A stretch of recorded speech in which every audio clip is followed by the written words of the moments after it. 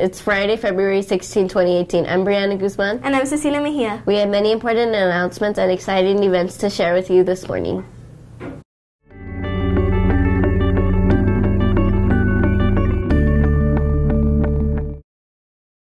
Attention academic pentathlon athletes. There's a mandatory meeting Thursday, February 22nd at 2:40 in room 105. If you cannot attend, please see Mr. Chang next week before the meeting. Snacks and refreshments will be provided. Students, there is still space in the Mendez Amateur Radio Club. Come build a radio and talk to people around the world. Last week, students spoke to Ryan, who is a student at Purdue University in Indiana, and they spoke to Kevin from Yorkshire, England, as well. Who will we talk to next? The next meeting after school is Monday, February 26th in room 220. Students, are you interested in participating in an awesome summer program for artists? Artists Express is a life-changing program where students like you can explore drama, dance, music, and the arts. This is a summer program that is hosted at a university campus, and many Mendez students in the past have participated. Please see Mrs. Pete or Mr. Axel to learn how to fill out the application, which is due by March 15th or earlier. Attention FCA members, there is an all-campus huddle today, February 16th. Everyone is invited. First lunch meets in Ms. Donovan's classroom and second lunch meets in Mr. Axel's band room. See you there, FCA members. Attention all Mendez students. Mendez is hosting a club called Free Speech, which supports the Mendez LGBT community. It's held every Monday after school in Mr. Cisneros' classroom. We hope you come out to support Mustangs.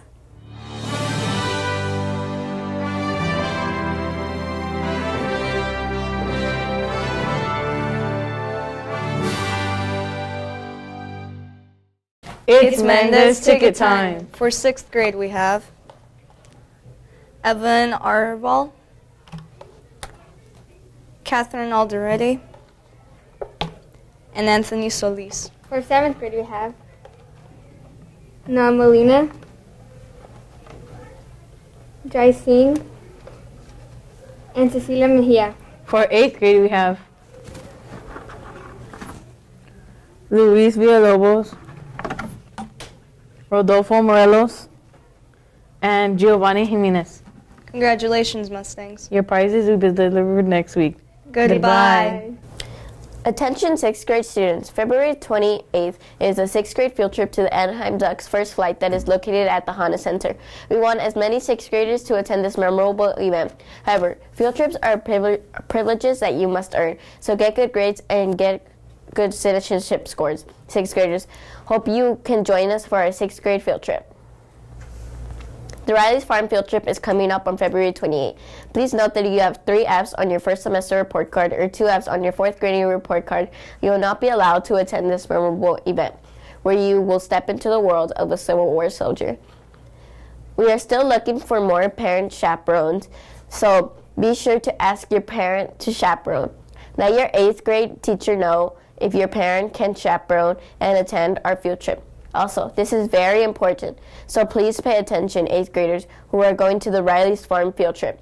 It is going to be very cold there, and the temperature is much colder than it is in Santa Ana. It will be 40 degrees or colder, which we are not used to. Please bring a jacket. Don't just bring your hoodie. It is important to you that you dress in layers and absolutely no shorts. We will be outside the entire day in the cold. Layers mean 2 shirts and a warm jacket. Your normal Mendez uniform and hoodie will not keep you warm. Please be sure to wear a jacket.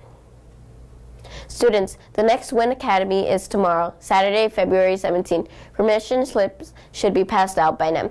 Some teachers who are leading programs include Symposium with Ms. Park and Earhart, Math with Mr. Luba and Mr. McDonald, and 8th grade Math Assessments with Ms. Mello. See you tomorrow morning, WIN Scholars. Garden Club members, there is a meeting this afternoon. We are excited to see you all there, Garden Club members. Gate Symposium t-shirts are on sale. Bring your order form and money to Ms. Park's classroom 308 to order your Symposium t-shirt. You can find the order form on the last page in your student handbook. Get your Symposium t-shirt order as soon as possible. For today's Black History Month video, we have part 2 of the life of Malcolm X, a student video made by Jose Guerrero.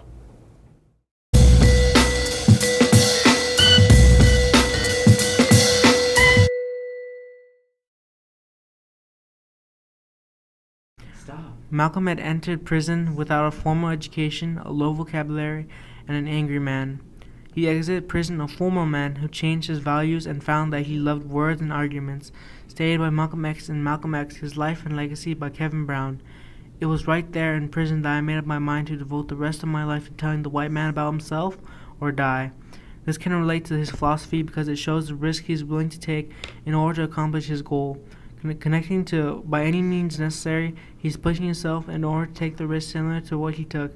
The negative tone of his philosophy could be taken away and add positivity to it by influencing others to take a risk for change and to do whatever you can to reach your goals.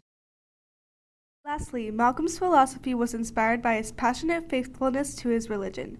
It played such an important role in his life that he will give up one of his idols.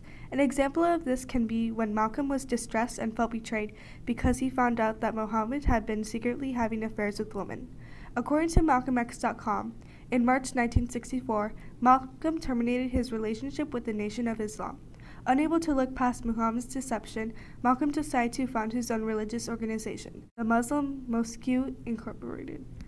This conveys how Malcolm was ardent about his faith. He didn't cover or simply forget about Muhammad's actions. He also founded his own organization in order to continue to practice his religion and move his.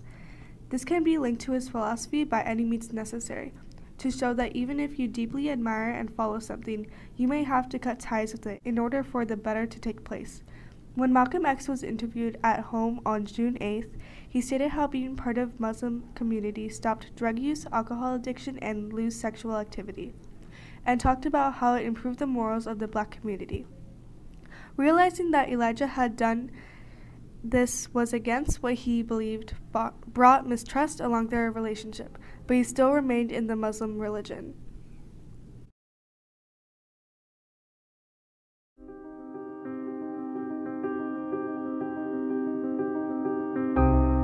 Throughout all of the United States, black people and those of colored skin were constantly being denied their rights and discriminated.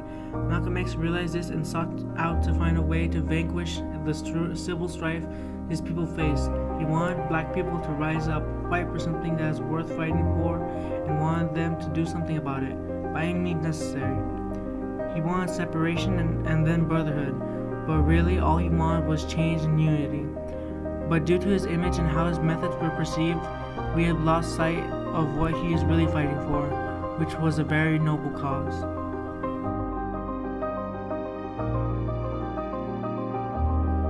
By any means necessary.